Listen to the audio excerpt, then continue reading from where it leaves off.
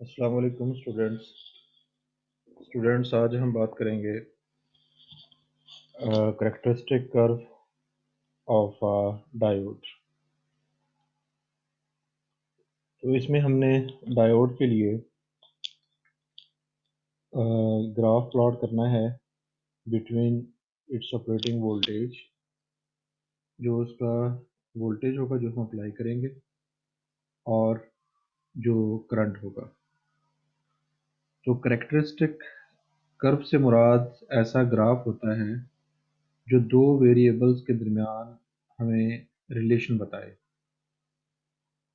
अब यहाँ पे जो दो वेरिएबल्स हैं वो वोल्टेज और करंट है। एक तो ये है करेक्टरिस्टिक कर्व का, और दूसरा ये है कि these variables must depend on each other. और हमें पता है कि अकॉर्डिंग टू ओहम्स लॉ जो ये दोनों वेरिएबल्स हैं एक दूसरे पे डिपेंड करते हैं।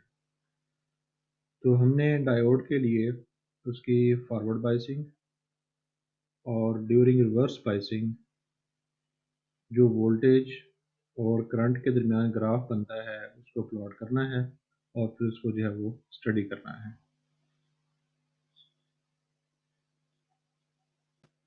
स्टूडेंट, जैसे कि हम पढ़ चुके हैं कि ड्यूरिंग फॉरवर्ड बाइसिंग जो करंट होती है थ्रू डायोड वो फ्लो होती है और वो ज़्यादा करंट होती है, और ड्यूरिंग रिवर्स बाइस जो है बहुत मान्यूट करंट फ्लो होती है, जिसको हम रिवर्स करंट जो है वो कहते हैं। तो इन जनरल हम ये कह सकते हैं कि there is a current in forward during forward biasing, and there is no current during reverse biasing. So reverse bias prevents the current as long as reverse bias voltage does not equal or exceed the breakdown voltage of the junction। यानी वो जो current की amount है उस वक्त तक कम रहती है या नहीं होती जब तक जो रिवर्स बाइस्ड वोल्टेज है वो ब्रेक डाउन वोल्टेज को अचीव नहीं कर जाता। और जो ब्रेक डाउन वोल्टेज था उसमें हमने ये पढ़ा था कि जो एक प्रोसेस है एवलांच प्रोसेस वो स्टार्ट हो जाता है, और सारे जो बॉन्ड्स होते हैं हमारे क्रिस्टल के अंदर वो ब्रेकअप हो जाते हैं। तो उनके ब्रेकअप होने से जो माइनॉरिटी कैरियर्स हैं उनकी तादाद बढ़ जाती है, और लार्ज रिवर्स करंट जो है वो पैदा होती है। और जब ये रिवर्स करंट पैदा होती है तो हमारा जो डिवाइस होता है वो बर्न हो जाता है, डैमेज हो जाता है। तो अगर हम अपनी जो वोल्टेज है उसको रिवर्स बायस जो वोल्टेज है अगर हम उसको ब्रेक डाउन वोल्टेज से कम रखें तो जो रिवर्स करंट होती है वो बहुत ही नेग्लिजिबल होती है। जैसे हमने बात की थी कि वो माइक्रो एम्पेयर्स में हो सकती है और नैनो एम्पेयर्स में हो सकती है। डिपेंड करता है कि हमारा जो डायोड है वो सिलिकॉन का है या कि जर्मेनियम का है। तो इस डायग्राम में स्टूडेंट्स ये ब्लॉक डायग्राम जो है वो दिखाई गई है, जिसमें आप ये देख सकते हैं कि एक हमने बैटरी लगाई, ये हमारी जो है वो बायसिंग वोल्टेज है यहाँ पे जो हम अप्लाई करेंगे, और इसको मेजर करने के लिए उसके पैरेलल जो है वो एक वोल्ट मीटर लगाएंगे, और डायोड के क्रॉस पोटेंशियल ड्रॉप मेजर करने के लिए जो भी आएगा ड्यूरिंग फॉरवर्ड बायसिंग जिसको हमने वी एफ से रिप्रेजेंट किया हुआ है, तो ये भी डायोड के पैरेलल लगाएंगे। तो फिर हम ये देखना ये चाहते हैं करंट कितना फ्लो किया, तो फिर हम क्या करेंगे कि एक एम मीटर जो है ये एम मीटर है जो करंट को हमें बताएगा करंट कितनी जो इसमें से फ्लो की है। अब चूंकि इसमें से करंट के फ्लो का एक ही रास्ता लिहाजा ये सीरीज में है। तो ये जो रजिस्टर है ये हमने क्यों लगाया है, जैसे हम प्रीवियस लेक्चर्स के अंदर बात कर चुके हैं कि करंट को लिमिट करने के लिए जो है करंट को कम करने के लिए एक महदूद रेंज के अंदर लाने के लिए हम इसको इस्तेमाल करते हैं, ताकि डायोड जो है वो ओवर वोल्टेज से डैमेज ना हो जाए। क्योंकि जब ये हम सीरीज में लगाएंगे तो कुछ वोल्टेज ड्रॉप जो है वो इसके क्रॉस भी आएगा। तो यहाँ पे हम ये देख रहे हैं कि जब जो बाइसिंग वोल्टेज है हमारी वो 0.7 वोल्ट से कम है तो जो करंट है वो बहुत ही कम है। लेकिन जैसे ही हम जो वोल्टेज है बाइसिंग वोल्टेज उसको बढ़ाते हैं और अप्रॉक्सीमेटली 0.7 वोल्ट के करीब या थोड़ा सा उससे ज़्यादा होता है तो जो हमारी करंट होती है वो बहुत ज़्यादा हो जाती है। तो करंट यकदम बहुत ज़्यादा क्यों हो जाती है इसको हम बाद में देखते हैं। तो इस तरह जो है हम यहाँ से जो वोल्टेज अप्लाई करेंगे वो हम मेजर कर सकते हैं। डायोड के क्रॉस जो वोल्टेज आएगा वो हम यहाँ से मेजर कर सकते हैं और जो करंट होगी वो हम इससे मेजर कर सकते हैं और ये उनकी मेजरमेंट जो है वो दिखाई गई है। तो अब जो मेजर हम करंट करेंगे उसको ग्राफ की सूरत में हमने जो है वो प्लॉट करना है। वो जो ग्राफ हमारे पास आएगा that will be the characteristic curve. Correct curve, क्योंकि ये दो वेरिएबल्स के दरमियान होगी, एक वोल्टेज और वी के दरमियान, वो बाइसिंग वोल्टेज आपका ये और करंट जो हमारी ये। तो इस के बाद हम ये देखते हैं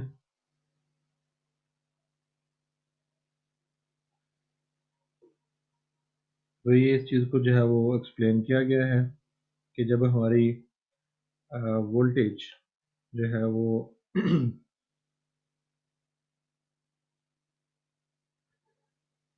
वो इंक्रीज करती है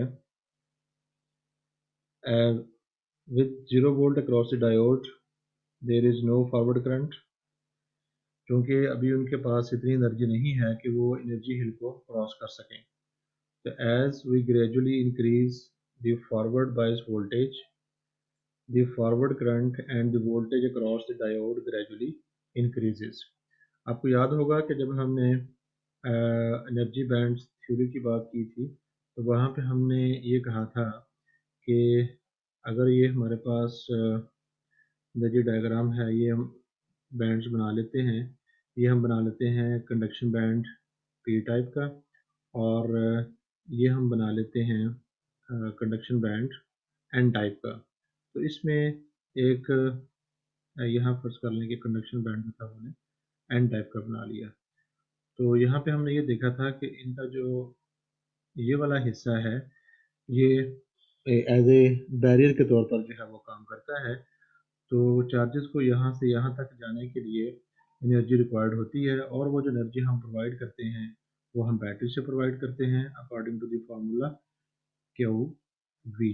जो वोल्टेज आप प्रोवाइड कर रहे हैं इट मीन्स कि आप जहाँ पर जो मौजूद कैरियर्स हैं उनको एनर्जी प्रोवाइड कर रहे हैं ताकि वो पी टाइप में जाके आगे जिस तरह हम डिस्कस पहले कर चुके हैं वो फ्लो कर सकें। So when the forward bias voltage is increased to a value where the voltage across the diode reaches approximately this, यानी इस वैल्यू के ऊपर जाके उनके पास इतनी जो एनर्जी आ जाती है कि वो इलेक्ट्रॉन जो होते हैं हमारे एन टाइप के अंदर वो फ्लो करना शुरू कर देते हैं और हमारी जो करंट है वो बहुत तेज़ी से जो है वो इंक्रीज कर जाती है। इन बात हमने ये की कि अगर हम दोबारा फिर वही बैंड्स बना लेते हैं, ये फ़र्ज़ कर लें कि पी टाइप का जो है वो कंडक्शन बैंड है और ये हम फ़र्ज़ कर लेते हैं कि एन टाइप का कंडक्शन बैंड है और इनके दरमियान जो एनर्जी हिल है वो ये है। तो यहाँ पर जो मौजूद इलेक्ट्रॉन्स हैं उनको जाने के लिए इधर एनर्जी की ज़रूरत होगी। तो जब एनर्जी जब वोल्टेज जो है बहुत कम होगी, फर्ज कर लेंगे 0.7 वोल्ट से कम होगी, तो बहुत कम के पास इतनी एनर्जी होती है वो इसको क्रॉस करके जो है वो यहाँ तक पहुँच सके। लेकिन जब आप इस वजह से करंट जो है वो हमारी शुरू में कम होती है। लेकिन जब हम उसको इतना वोल्टेज या इससे कुछ ज़्यादा वोल्टेज प्रोवाइड करते हैं तो according to the formula U equals to Q V, इन इलेक्ट्रॉन्स के पास इतनी एनर्जी होती है कि वो इसको क्रॉस कर सकते हैं। अब चूंकि जब हम पोटेंशियल ये ड्रॉप जो अप्लाई किया हुआ है इन सब के क्रॉस है, लिहाजा सब की एनर्जी इंक्रीज करेगी। तो जैसे ही सब की एनर्जी जो है वो एट सम इंस्टेंट वो बैरियर पोटेंशियल से ज़्यादा होगा तो सारे के सारे electron will rush to that point. जिसकी वजह से चूंकि इलेक्ट्रॉन बहुत तेज़ी से सारे जो फ्लो करेंगे, हमारे जो करंट होगी बहुत तेज़ी से जो है वो इंक्रीज कर जाएगी। तो इस पॉइंट को हमने याद रखना है, इसको हमने ग्राफ के अंदर देखना भी है।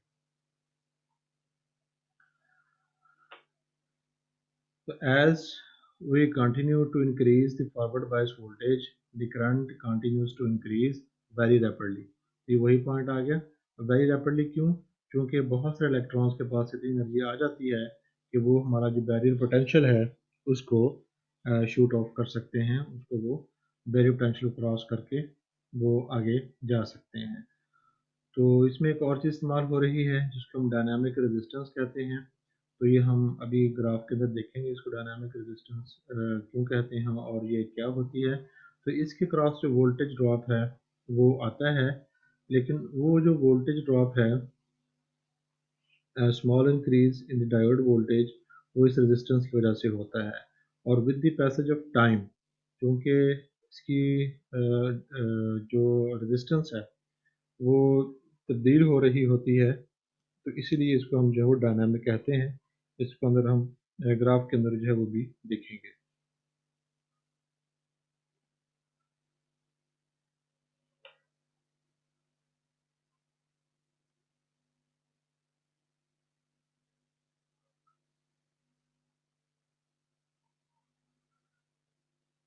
तो ग्राफ को अगर हम स्टडी करें तो ये हमारे पास जो है वो ग्राफ है जो वोल्टेज और करंट के क्रॉस, करंट के माबैन प्लॉट करने से हमारे पास आता है।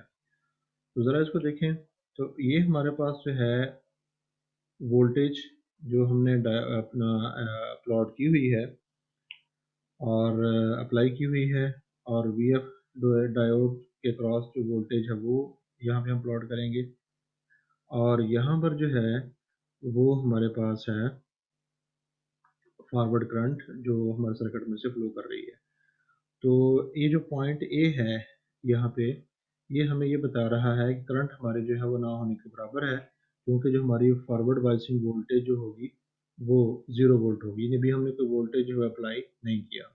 लेकिन जब हम वोल्टेज को बढ़ाते हैं, वोल्टेज हमारी बढ़ रही है टुवर्ड्स पॉइंट बी, तो हमारी करंट थोड़े बहुत इंक्रीज करती है।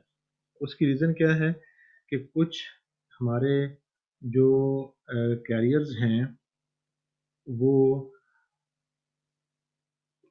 पोटेंशियल बैरियर को क्रॉस करके वो जा रहे हैं। जैसे हमने पहले ड्रॉ किया था ये, कि पहले यहाँ पर मौजूद इलेक्ट्रॉन्स जो हैं उनकी तादाद कम होती है, जिनकी एनर्जी इतनी सफिशेंट होती है कि वो इस बैरियर को क्रॉस कर सकें। तो इसलिए यहाँ पर करंट जो है वो कम है। लेकिन जैसे जैसे वोल्टेज बढ़ाते जाएंगे, डेफिनेटली जो इलेक्ट्रॉन्स की एनर्जी होगी वो बढ़ती जाएगी, लेकिन उनकी तादाद भी अभी जो है वो इतनी ज़्यादा नहीं होगी। कुछ की जो है वो मतलब उनकी रिलेटिवली अमाउंट बढ़ना शुरू हो जाएगी। लेकिन जब हम पहुंचेंगे 0.7 वोल्ट के ऊपर, तो फिर क्या होगा, बहुत सारे इलेक्ट्रॉन्स की जो एनर्जी है वो इतनी हो जाएगी कि वो इस पोटेंशियल हिल को जो है वो क्रॉस कर सकते हैं। इसकी वजह से all these will rush to that point, to that region, और हमारी जो करंट होगी वो बहुत ज़्यादा हो जाएगी, और हमारी जो करंट है वो इस पॉइंट पे आके शूट आउट जो है वो कर जाएगी इस पॉइंट के ऊपर।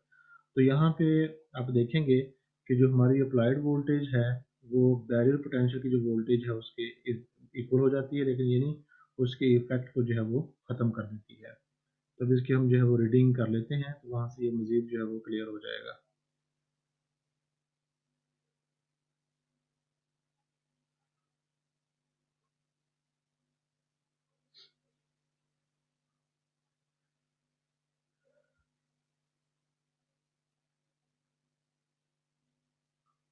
If we plot the results of the measurements, जैसे कि हमने पीछे देखा है, और हम उस पर ग्राफ प्लॉट करते हैं, तो हमारे पास जो है उसकी वी आई कैरेक्टरिस्टिक कर्व आ जाएगी फॉर फॉरवर्ड बाइसिंग। हम चूँकि उसकी रिवर्स बाइसिंग भी करेंगे, रिवर्स बाइस वोल्टेज लगा के, लेकिन फ़िलहाल जो है वो हम बात करेंगे उसकी फॉरवर्ड बाइसिंग की।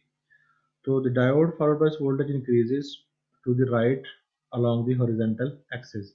यानी अभी हमने जो ग्राफ प्लॉट किया था उसमें ये था हमारे पास कि हमने ग्राफ प्लॉट किया, उसके इस तरफ जो है वोल्टेज प्लॉट की थी, इस तरफ जो करंट प्लॉट की थी, यहाँ पॉइंट हमने ए लिया था, और यहाँ पर जो है वोल्टेज जो हमारा टुवर्ड्स राइट जो है वो इंक्रीज कर रहा है, और करंट जो है वो टुवर्ड्स अप जो है वो इंक्रीज कर रही है।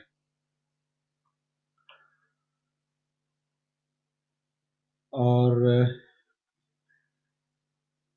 The forward current increases very little until for the forward bias voltage across the PN junction, और बहुत माइन्यूट अमाउंट बढ़ती है until it reaches 0.7 volt at the knee of the current।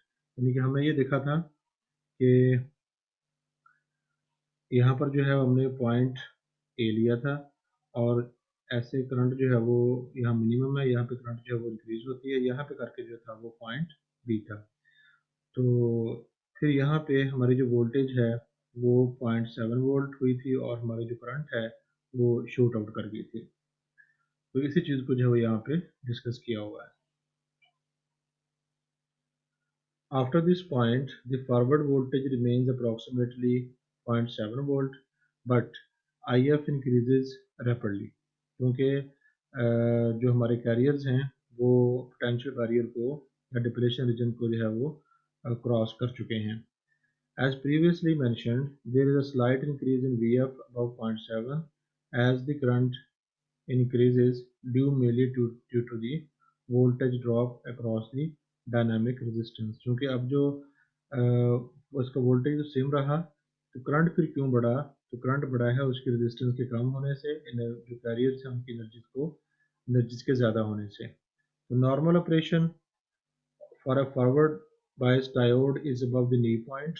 तो ये हमारा जो है वो नी पॉइंट होता है जहाँ पे हमारी करंट जो है वो शूट आउट जो है वो करती है, यानी यहाँ पे जो हमारा नी पॉइंट जो है वो मौजूद होता है। जो हमारी करंट है, फॉरवर्ड करंट, वो मिली एम्पेयर में इस्तेमाल जो है मेजर की जाती है, जबकि जो रिवर्स करंट होती है वो होती है माइक्रो एम्पेयर्स में और नैनो एम्पेयर्स में। बहरहाल उसको हम बाद में देखेंगे। तो 3 points A B C are shown the curve, तो ये हम डिस्कस कर चुके हैं। तो point A corresponds to the zero bias voltage, point B corresponds to where the forward voltage is less than the barrier potential, और point C जो है ये वो वोल्टेज है, पॉइंट सी वो पॉइंट है जहाँ पे हमारी जो करंट है वो शूट आउट कर रही है, और हमारी जो वोल्टेज है वो राउंड अबाउट जो है उसके पोटेंशियल बैरियर के इक्वल हो चुकी है, या उससे कुछ जो है वो ज़्यादा है।